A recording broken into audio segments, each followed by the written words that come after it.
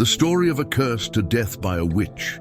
A curse in mythology is when something or someone is in danger, and no matter how hard they try to escape the curse they are afflicted with, they cannot do so. Some people in the past believed in curses, as they believed in supernatural phenomena as curses. A beautiful girl in the prime of her life, a young man was able to make her the queen of his life, despite all the complications that put her in his way. Her father's wife. The girl did not find happiness or feel it throughout her life except with her husband, who provided her with all the reasons for life around them to make her happy and bring joy to her heart. But the situation quickly changed from absolute happiness to sadness, depression, and misery. They have been married for 15 years, and every month the girl hopes to be blessed with a fetus in her womb, but to no avail. She was a good wife, as she helped her husband in all the work he did, and as for her husband, he longed for a child from his beloved wife. Despite all their attempts to achieve their life's dream, they were failing, and from one experience to another until they reached the point of visiting an old witch who lives in a cave in one of the mountains. The husband took a valuable gift for the old woman, which was a large white goat as a sacrifice. The witch welcomed them very well and started talking to them because they were unable to do so. The old woman put her hand on the wife and told her that her stepmother had cursed her not to be happy all her life, and when she was unable to prevent her marriage, she cursed her to have children.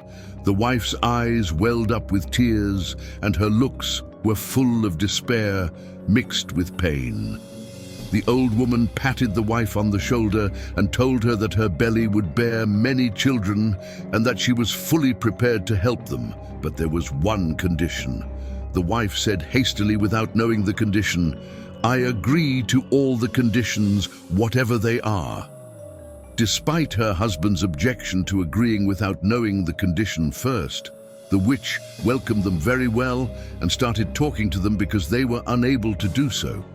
The old woman put her hand on the wife and told her that her stepmother had cursed her not to be happy all her life, and when she was unable to prevent her marriage, she cursed her to have children. The wife's eyes welled up with tears, and her looks were full of despair, mixed with pain. The old woman patted the wife on the shoulder and told her that her belly would bear many children, and that she was fully prepared to help them. But there was one condition. The wife said hastily, without knowing the condition, "I agree to all the conditions, whatever they are," despite her husband's objection to agreeing without knowing the condition first. The witch smiled a wicked smile and said, "The condition is that you give me your firstborn child. My life is coming to an end, and I fear that I will die alone and not find anyone to bury me." The couple were shocked by her condition, and they had no choice but to agree. The old woman prepared all the necessary rituals and informed them of all the instructions. They had to meet together on a moonlit night under the moonlight and near running water. Indeed, the couple did everything the old woman ordered them to do. Only a few days later, the couple's dream finally came true, and they were unable to bear the happiness that came to them.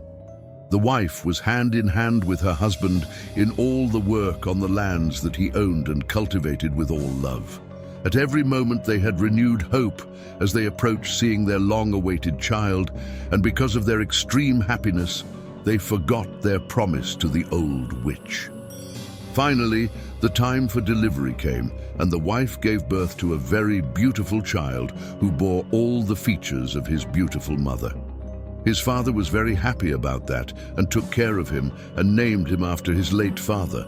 They cared for him a lot until he reached 1 year of age. Their hearts were reassured about the old woman until they were surprised by her arrival on the day of their son's birth. From the moment she entered their house, her focus was completely on the little child, watching him in everything. She sat with them and reminded them of their promise they made to her a year ago, reassuring them that they would be able to have more and more children other than him, unlike her, whose life was coming to an end, and that she would not abandon him no matter what they offered her. The wife offered to serve her for the rest of her life, but the old witch was determined to take the little boy, and because of the husband's intense fear for his son, he did not feel himself until he had a huge stone in his hand and hit the old woman's head with it, killing her while she was struggling and breathing her last breaths. He carried her in his hands and dug a grave for her in the middle of his land and put her in it. No one knew what the couple did, but every day and night they lived in great fear and anxiety for their little one from the curse of the old witch, especially the mother, who felt at every moment that her child would be taken from her hands and that the witch had cast a curse on them that was stronger than her first curse, surpassing and overpowering it in terms of strength and evil. The mother did not know that her certainty was right, and that nothing stood between her and its realization except the factor of time.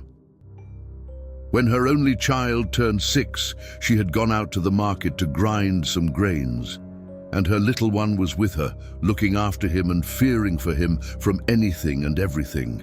Then he disappeared from her sight, despite the fact that she was watching him.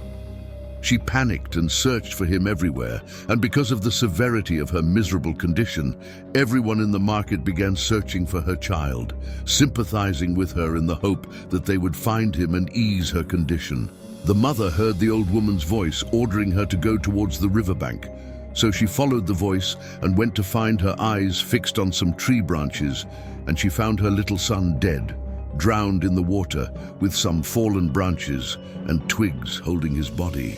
The mother was certain that the curse had struck her, and she spent the rest of her life grieving for her little one. She wished that she had never wished to carry him. His image never left her, and his voice was always in his ears.